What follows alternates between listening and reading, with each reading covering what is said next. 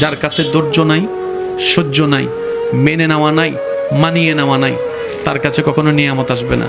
এই ক্ষেত্রে আমাদের অনেকের মনের একটা চাপা প্রশ্ন থাকে, জানতে চাওয়া যে ধৈর্য তো অনেক ধরেছি, আর কত ধৈর্য ধরবো, সহ্য তো অনেক করেছি, আর কত সহ্য করব। হাজার দিকে উত্তর না গিয়ে একটা উত্তর দেওয়ার চেষ্টা করি, মাথায় এবং মনে বসিয়ে রাখবেন যদি ভালো লাগে।